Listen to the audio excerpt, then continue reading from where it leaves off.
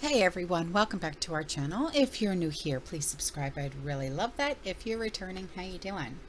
What I want to talk about today are different ways to stock up on protein, grow our own protein, because there might come a time where we can't get our hands on meat, or it's going to become too expensive to buy meat to get the amount of protein that we need every day, right? So first, let me just say this. Vegetables do not contain as much protein as animal sources, right? So for comparison's sake, 1 cup of chopped or diced chicken breast has 43 grams of protein. Now, processed plant products like tofu or plant-based meats, I know, they can carry more protein, but the list that I'm about to talk about isn't about these products, okay? It's about straight up, straight out of the ground veggies. And second, for the purposes of creating a diverse group of plant-based options for you to choose from on this list, legumes are actually considered a veggie. Yeah. That's also largely because legumes tend to have more protein than, say, leafy greens. Okay, so the first on the list is edamame. They're a soybean in a pod, and they're snackable, especially clobbered with a flaky sea salt dipped into soy sauce. And they have about 11 grams of protein per cup. The next one is pinto beans. Now, pinto beans have 7 grams of protein per half cup. And if you use them, like with mixed rice or stir into chili or put them in tacos, okay? The next one is navy beans. Now, 1/2 cup of these, navy beans has 8 grams of protein per cup. Like all beans, they are a strong source of fiber as well. The next one are peas.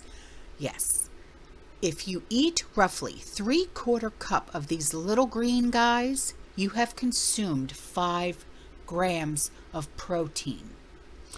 So the next one are potatoes, baked potatoes. 1 large potato has 7 grams of protein, and they're filling too. Now, another reason why I wanted to talk about this is because a lot of these, we can grow these, okay? We can preserve these by way of pressure canning, dehydrating, making them into a powder form. And this is also a really great way to also do like protein shakes as well. We don't have to buy protein powder to make protein shakes. We can do this on our own, make our own protein shakes, okay? So the next one is spinach. For every cup of fresh spinach that you eat, you will consume about 1 gram of protein. It's not a ton, but if you eat salad with 4 cups of spinach, it's at least something. The next one is broccoli rabe. This is one of my favorite veggies. And 1 bunch of this bitter green contains a mighty 17 grams of protein. It's a lot of broccoli rabe, I get it. But with that said, a half bunch is pretty reasonable serving and still delivers a decent amount of nutrients.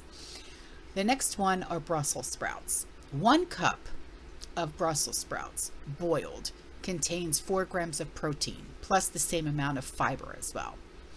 The next one are button mushrooms, also known as white mushrooms. A cup of these contains 3 grams of protein. Now, technically, mushrooms are fungi, not a veggie, but whatever, they're still good. The next one are turnip greens. If you are tired of spinach, try these fibrous greens. Now, they have a hearty texture like kale, but a mellower flavor, if you will. Now, 1 cup of cooked turnip greens has about 5 grams of protein. The next one is sweet corn. 1 medium cob turns into about 3 grams of protein, 3 grams of fiber, and it tastes like summer too. The next one are oyster mushrooms. Like white button mushrooms, these fungi contain 3 grams of protein for every 1 cup sliced. But unlike white button mushrooms, oyster mushrooms have a meaty texture and a mild flavor. The next one are snow peas. 1 cup of raw snow peas has 2 grams of protein. It's not much, but at least it's something. The next one is kale. Everyone's favorite superfood delivers on the protein as well, or at least a bit of the nutrients too.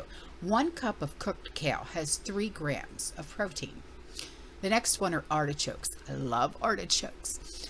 Just 1 cooked medium artichoke contains 3 grams of protein and fiber payload of 7 grams. Yeah. The next one is broccoli. 1 cup of cooked or chopped broccoli is either cooked, raw, whatever.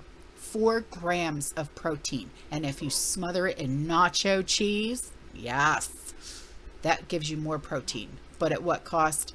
Who cares? It's still good. So the next one is cauliflower. I love cauliflower. I love my broccoli. I love my broccoli rabe. I am a veggie girl. So this offers a little bit of protein. Specifically, like 1 cup carries 2 grams of protein. Okay. But the next one is dandelion greens. Love my dandelion greens in my salad. These bitter greens have a little bit of protein to them. 1 cup is like 2 grams, but they also make a really nice pesto sauce too. So the next one is arugula. 1 cup of has about ½ gram of protein, something like that. So 4 cups would give you 2 grams. It's not terrible, especially if you're eating, putting it in your salad that already has spinach in it. You know what I mean? So it's kind of, it balances. It's good. So the next one are beet greens. 1 cup of these cooked beans or greens has about 4 grams of protein. It's a healthy dose of antioxidants too. So the next one are avocados. Who doesn't love avocados? Has 4 grams of protein, but also a massive 14 grams of fiber. So watch yourself there. The next one are asparagus.